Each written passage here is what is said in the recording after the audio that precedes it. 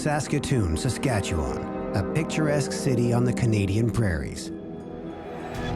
But the city's first responders are some of the busiest in the country. The men and women of Saskatoon's MD ambulance respond to 30,000 emergency calls per year. These are the stories of the paramedics who race through the streets to answer the call.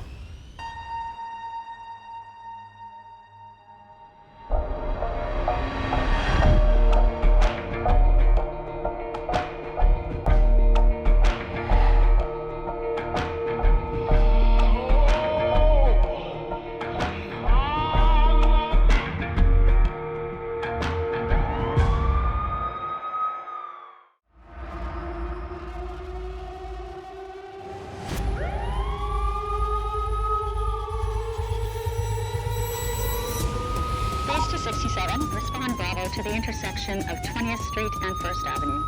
You're responding Bravo for a two-vehicle MVC called into us by fire. We're going to a car crash. Go to the right. 1967's on 2. Reading all the information off of the computer system as it's coming in. Okay. We know there's a car accident. We know there's at least 2 vehicles. We don't know the number of patients that we're going to. 3 cars here. 3 cars? Okay. I can see them right here. Fire's on scene already. Police are on scene already.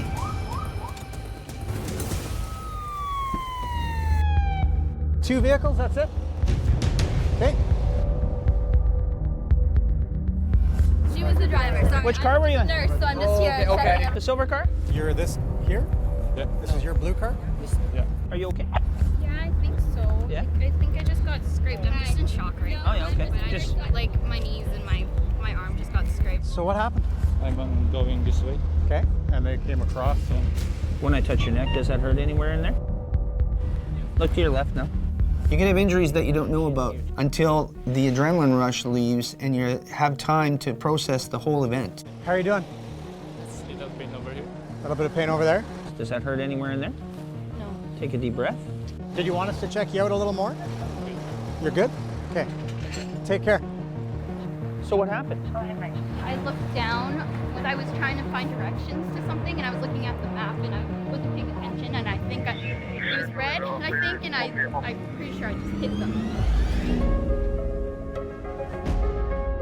By the time we got here, both were out walking around outside the vehicle, and just gonna check them out in the back, check their vitals, and most likely they'll be on their way. This accident could have been a lot worse. All people involved were very lucky. All the cars did exactly what they're supposed to do. Crumple zones all worked, airbags went off where they were supposed to. So yeah, no one was hurt. Look at the airbags that went off. This car accident shows the importance of paying attention while you're driving. Stinky airbags. Eyes up, looking at the road. Smell that? Oh, stinky. Don't look at your phone. Make sure that you are aware of what you are doing and what everyone is doing around you. Hey, there's another call. Let's go.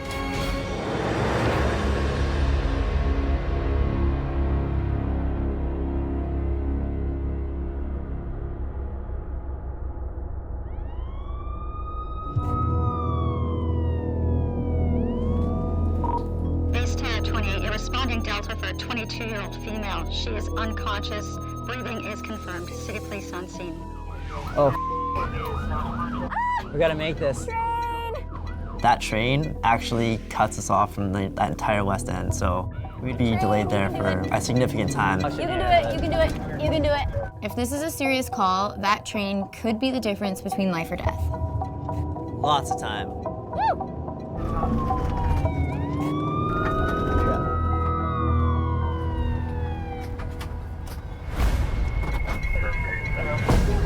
Initially, when we get on scene, I see that code 8 is already there. She's sitting upright, her eyes are open. Hello, how are you doing? While I'm assessing her, she's not presenting normally. She's got a little bit of droopiness to her eyes. She's presenting a little bit lethargic. What kind of drugs do you use? Just crystal meth, and that's all. Okay, nothing to do. I smoke weed every now and then. Okay. Any drinking at all today? Some, right? Okay, can you look at my nose here? I'm just gonna check your pupils, all right? Unconscious female, that area of town, time of night.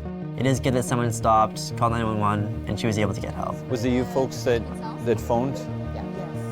Thank you for pulling over and being concerned for her. She's obviously not in a good spot right now. Heart rate 100, stats 99. Okay. Temperature's 36.0. 36, all right.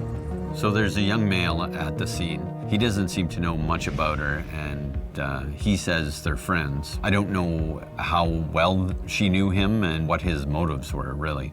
And you notice she was staggering and stuff like that? She's in a bad mood, like she was upset. So we need to remove her from a potentially dangerous situation where she's not going to be able to make appropriate decisions for herself. Are you in any pain? 4.9, get a good shot. You don't hurt. Did she tell you why she was upset or anything like that? We had a brief discussion that she is having a fight with her boyfriend. Whereabouts do you live? I don't have a home. Don't have a home? So do you know if she has any medical history or anything like that? Any allergies? I have no idea. When's the last time you took meth, my dear? Unfortunately, not everybody can grow up in a loving, caring home. This girl is 19, she's homeless, she's using drugs, she does need our help. Do you feel like you'd want to go to the hospital today? Imagine you're this girl. You have no home, no family, no food. Where do you turn to? Do you want us to take you with us until you're sober? There are groups in the city that help support people on the street. These two ladies that called it in are part of one of those groups. So we work primarily on the street with individuals who are transition of homelessness, struggling with addictions, mental health, and women who are involved in sex work. We do nutrition every night on the street. We also hand out hygiene items. Here, come here. You gotta stand up. We found out after our assessment that she was intoxicated. It turns out that she actually had a breach of conditions for drinking, so she ended up going with the city police to cells. It's sad to see something like that, especially somebody who doesn't have a home. She's super young. Drugs at that age, I mean, it's not something... How old is she? I think she's only 19, so... Oh my God. I know. Hope she can turn herself around. On to the next one. That's it. I'm done.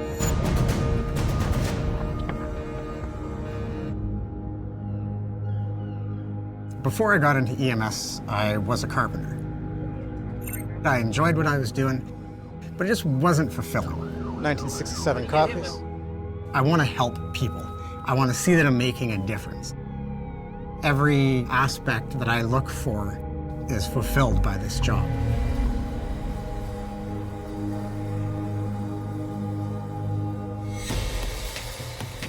Base 267, the responding Bravo for a 33-year-old male has been involved in a domestic dispute, has some lacerations to his face with bleeding. 30-year-old male, conscious breathing, laceration, bleeding is traumatic. So when you're thinking of a traumatic injury, I'm thinking it's life-threatening. That's my initial thought. Traumatic injuries equal possibility of death. Check his C-spine when we get there, make sure that's all good. If he doesn't have a spine. If he doesn't have a spine, there might be an issue. A jellyfish. Maybe he's a jellyfish, you never know. So we pull up on scene. The patient has a bandage already. That's been done by the police who carry first aid kits. Okay, I'll grab the bandage kit and the monitor.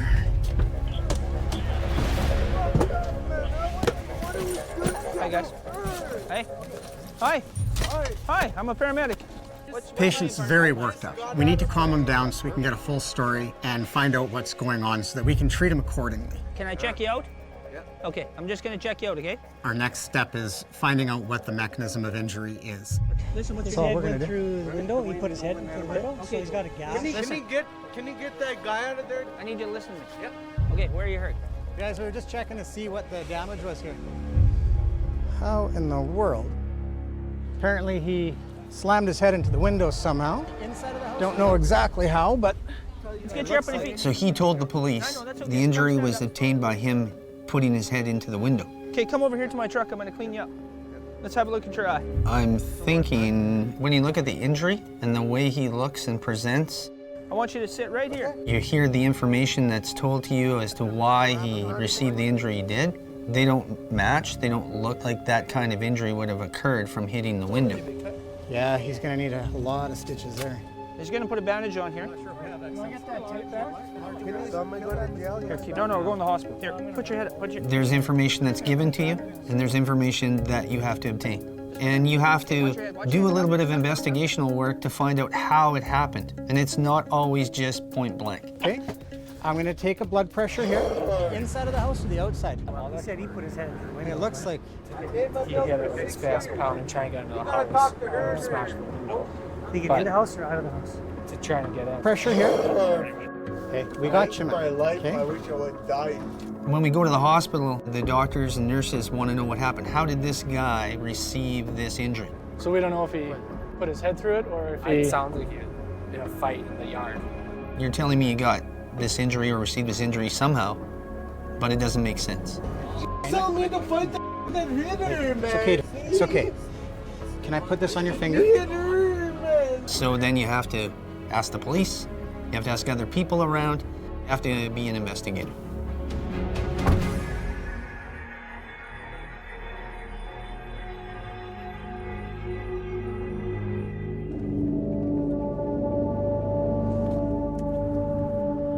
Oh my god, I'm so tired. Yeah. Base to 28. They're responding Bravo for a 20-year-old male. He has a dog bite. We'll be looking for city police. They're on scene near Circle and Faithful.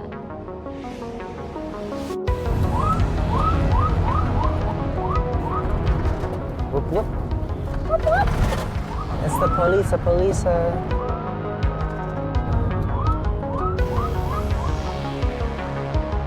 There's the police up there. What happened? He went right over the guardrail and ran into that pole right there. And then I'm assuming that he fled. When I hear a canine dog bite come in over the radio, I always assume the worst. A lot of times it will depend on how compliant the suspect is. If they kept running and resisted the dog, sometimes the injuries can be very serious. Okay, just right here on the elbow. That's what we're dealing with. Oh. Not a full puncture or anything like that, partial on here, but... It looks very superficial, but you have to really examine it to see if it goes into the muscle at all, because an average police dog could easily rip the muscles from your bones. Is it pretty tender to touch, like, the whole arm? Yeah? Right. Yeah, it's a pretty small puncture. It's probably more just painful as heck, but maybe don't crash a stolen car into a light post and the dogs won't chase you. Did you get knocked out when this happened? No? We aren't biased when we're treating patients. We are removed from the legalities of the situations our patients are involved in. Are you hurt anywhere else other than in your arm? Didn't get your legs or anything like that? Okay. So I'm treating this person the same as I would my brother or a sister. You might even just need a steri strip. Perpetrator was involved in some rather serious crimes. The fact that he is walking away relatively unscathed speaks volumes of the police for their use of professionalism and restraint when it comes to taking down a perpetrator. Did you see that crash though? It's pretty juicy. If I could stop yawning for 5 seconds.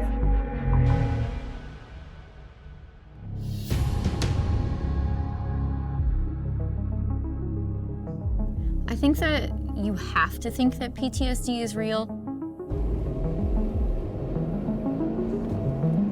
We're not bred to see trauma over and over and over again.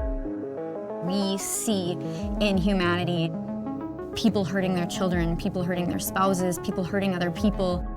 You're not bred to see firsthand what inhumanity is.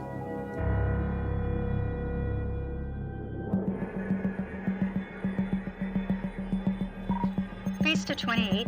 Start responding Alpha out Highway 41. We'll get back to you with details. Some sort of MBA. 22-year-old male, conscious breathing, MBC. Patient is running around in the ditch. We get some further updates and everything is kind of unclear at this point. Is the likelihood of being nothing or bad? Base to 28. You're now responding Delta for a 22-year-old male. He was initially involved in a rollover. While out of the vehicle, he was then struck by another vehicle on the highway. Oh, he struck him. Yeah, this is bad.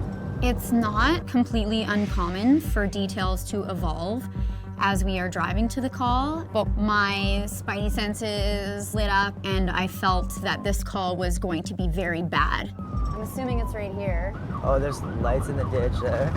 Yeah, this looks like it. Let's turn the scene light on and we'll pull up right beside. Or what are we looking for? There's a vehicle that's rolled over on the side of the ditch. That semi-truck, he was running across the highway and the guy got hit. So Where is he? He's in the ditch somewhere, I don't know. Okay. Oh my God. Okay.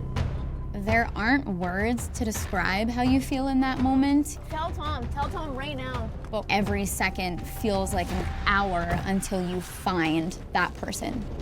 Apparently he got hit highway speed by a semi. He's in the ditch over here. We need spotlight. We wanted to get every single person searching for this patient. Stop! We need you guys looking for the patient with your spotlights in the ditch because he was hit highway speeds by a semi on foot. Oh, I can see something right there. I'm taking the ditch. Yeah, there he is. Yeah, go straight, go straight.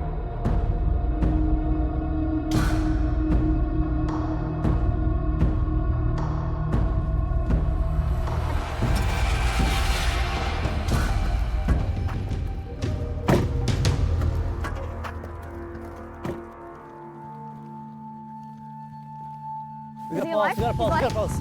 Yeah. Get on the stretcher. Get on the radio, tell him we're C-Task 1.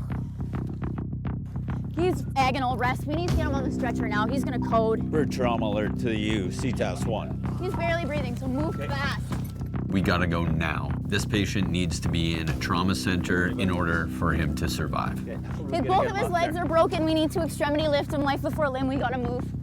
He's gonna die a lot faster from his heart stopping than his bones being broken, so my primary focus is his heart. Okay, you guys ready?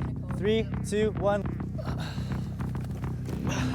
Just stay with us, buddy, okay? Keep breathing, you're doing good. I don't know if he was thrown, I don't know anything about him. That's the one that hit him as far as I know. And then as soon as we get in here, just go. And I need a firefighter. 2 firefighters.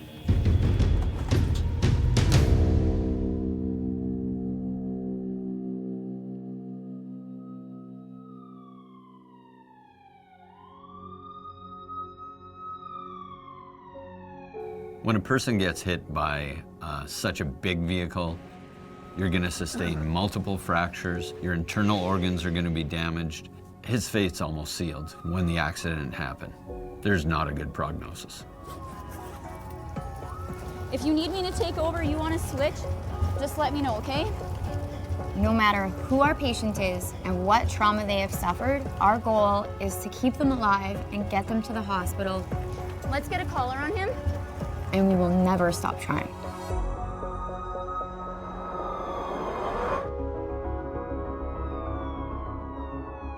Can I check you out? On the assault call we attended to earlier in the evening, That's okay. Come stand up.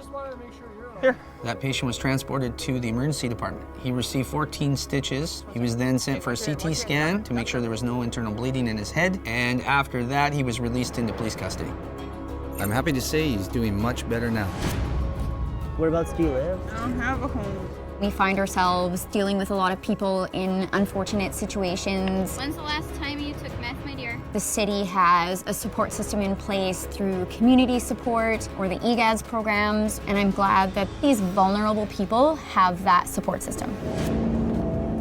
You went right over the guardrail and ran into that pole right there. We have a really good relationship with police, and a lot of times they like us to treat their suspects medically before they go to jail. Pretty tender to touch, like the whole arm. Guilty, innocent, we treat everybody with the best care possible. Is he alive? He's alive? On that call, our patient succumbed to his injuries before we could even get him to the hospital. Impressions? Okay.